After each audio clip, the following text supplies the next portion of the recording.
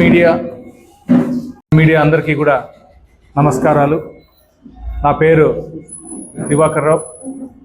నేను ఏపీజేఎస్ అమరావతి చైర్మన్గా అనంతపురం జిల్లాకి కొనసాగుతున్నాను.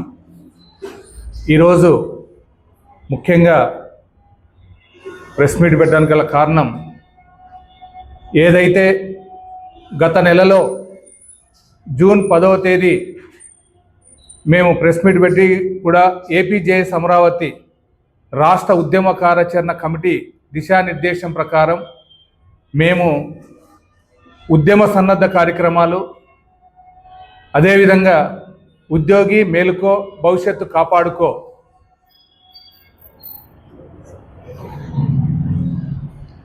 కాపాడుకో అనే నినాదం మీద మేము గత నెల రోజుల నుంచి కూడా ప్రతి కార్యాలయాలకి వెళ్ళి మేము ఉద్యోగుల్ని అవేర్నెస్ చేస్తున్నటువంటి విషయం మీకు అందరికీ కూడా తెలిసినదే.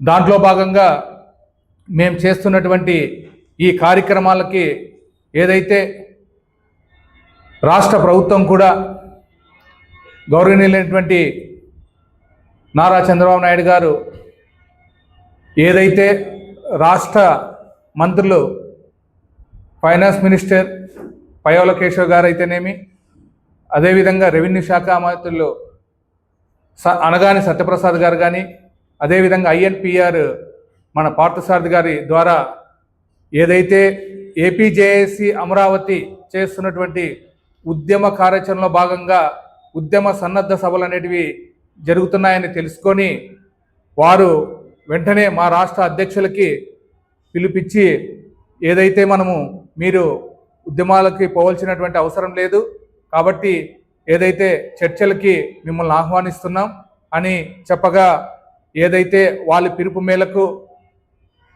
మా రాష్ట్ర అధ్యక్షుడు బొప్పరాజు వెంకటేశ్వరరావు గారు, అదేవిధంగా ఏపీజేఎస్ అమరావతి ఉద్యమ కమిటీ సంబంధించినటువంటి కార్యాచరణ టీం అంతా కూడా మీ అందరికి కూడా మీడియా మూలకంగా కూడా తెలుసు, ఏదైతే 10వ తేదీ అదేవిధంగా 11వ తేదీ 2 రోజులు సుదీర్ఘమైనటువంటి చర్చలు జరిపిన తర్వాత ఏదైతే మా రాష్ట్ర అధ్యక్షులు ఏదైతే 12వ తేదీ నిన్న శ్రీకాకుళంలో జరగాల్సినటువంటి ఉద్యమ సన్నద్ధ సభని తాత్కాలికంగానే వాయిదా వేస్తున్నామని మీడియా మూలకంగా మీ అందరికీ తెలియజేయడం జరిగింది. ఏదైతే ఈ 2 రోజులు జరిగినటువంటి దీర్ఘకాలిక చర్చల్లో ఏపీజేఎస్ అమరావతి మొత్తం 21 డిమాండ్లని ఏదైతే ఆ మంత్రి ఉప మంత్రి సభ్యుల మధ్య ఉంచడం జరిగింది. కానీ ఆ కమిటీలో ఏదైతే ఫైనాన్స్ మినిస్టర్ గారు అయితేనేమి, అదేవిధంగా రెవెన్యూ మినిస్టర్ అయితేనేమి, ఐఎన్పిఆర్ మినిస్టర్ గారు కూడా ప్రతి విషయాన్ని కూడా క్షుణ్ణంగా ఏదైతే మా సంఘ నాయకులతో మాట్లాడడం జరిగింది. దీనికి ముఖ్యంగా ఏదైతే మన ఆనరబుల్ చీఫ్ మినిస్టర్ గారు నారా చంద్రబాబు నాయుడు గారు ఏదైతే మా ఏపీజేఏసీ అమరావతి యొక్క ఉద్యమ సన్నద్ధ సభల్ని యొక్క ఉద్యోగుల బాధల పట్ల ఏపీజేఎస్ అమరావతి చేస్తున్న దాన్ని గుర్తించి వెంటనే చర్చలకి ఆహ్వానించినందుకు మొదటగా మన ఆనరబుల్ చీఫ్ మినిస్టర్ గారు అయినటువంటి నారా చంద్రబాబు నాయుడు కూడా కృతజ్ఞత తెలియజేస్తా ఉన్నాం.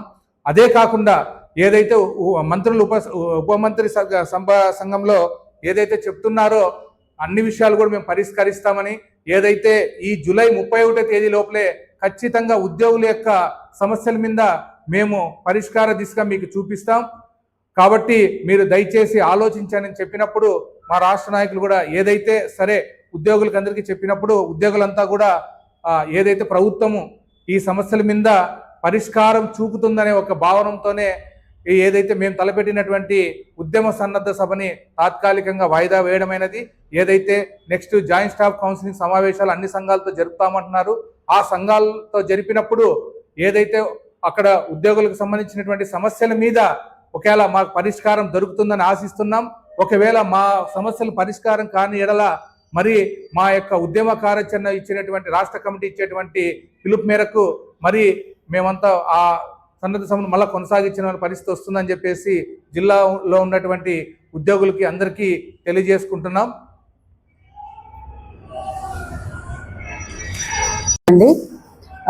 APJAC Amaravati women wing Anantapuram district నుంచి నేను చైర్పర్సన్ బి సురేఖారావుని మాట్లాడుతున్నానండి.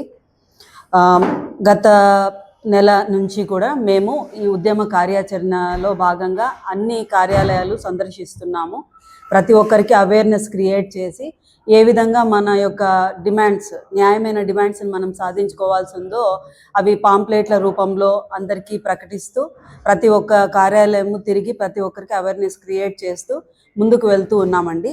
ఇదే క్రమంలో గత వారము 10-11 తారీఖులలో గౌరవనీయులైన మంత్రివర్యులు మన హానరబుల్ ఫైనాన్స్ మినిస్టర్ గారు, రెవెన్యూ మినిస్టర్ గారు అయితేనేమి వాళ్ళు మనల్ని పిలిపించి ముఖ్యంగా మన రాష్ట్ర ఏపీజేఏసీ అధ్యక్షులైనటువంటి బొప్పరాజు గారు సార్ని పిలిపించి టీం అంతటిని కూర్చోబెట్టి కూలంకషంగా ఏం జరుగుతూ ఉంది, ఏ విధంగా ఉద్యమాన్ని మీరు చేపడుతున్నారు, దీని వెనకాల ఉన్నటువంటి కారణాలేమి, ఇందుకు దారి తీసిన నేపథ్యాలేమి అని వాటన్నిటి గురించి కూలంకషంగా చర్చించడం జరిగిందండి. వాళ్ళు మా యొక్క డిమాండ్స్ని విన్నారు. ఏ విధంగా ఉద్యోగులలో అసంతృప్తి నెలకొని ఉందో వాళ్ళ దృష్టికి మేము తీసుకొని వెళ్ళడం జరిగిందండి. దాన్ని వాళ్ళు సానుకూలంగా కన్సిడర్ చేశారు. మీరు కూడా ఉద్యమం ఇంకా వేగవంతం చేసే విషయంలో కొంచెం ఆలోచించండి అని మాకు కూడా చెప్పి ఉన్నారు. ఎందుకంటే మీ యొక్క డిమాండ్స్ అన్నిటినీ మేము పరిశీలిస్తున్నాము. గౌరవనీయులైన మన ముఖ్యమంత్రి గారి దృష్టిలో మీ యొక్క సమస్యల్ని మేము పెట్టడం జరుగుతూ ఉంది. ఇంకా కూడా ఫర్దర్ మేము కౌన్సిల్ మీటింగ్స్ ఏర్పాటు చేసి పిలిపించి మిమ్మల్ని అందరినీ కూర్చోబెట్టి మీ సమస్యలు ఏమున్నాయి అని మేమే మీ దగ్గరకు వచ్చి పరిష్కారం చేసే దిశలో మేము కూడా ఆలోచిస్తున్నాము అని మాకు చెప్పడం జరిగిందండి. ఇది ఎంతో పాజిటివ్ వైబ్ని తీసుకొని వచ్చిందండి. నిజంగా మేము చాలా సంతోషిస్తున్నాము. సోఫార్ మేము చేసినటువంటి ఈ యొక్క పోరాటము సన్నద్ధము ప్రాసెస్లో మేము సక్సెస్ అయినామనే మేము అనుకుంటున్నామండి.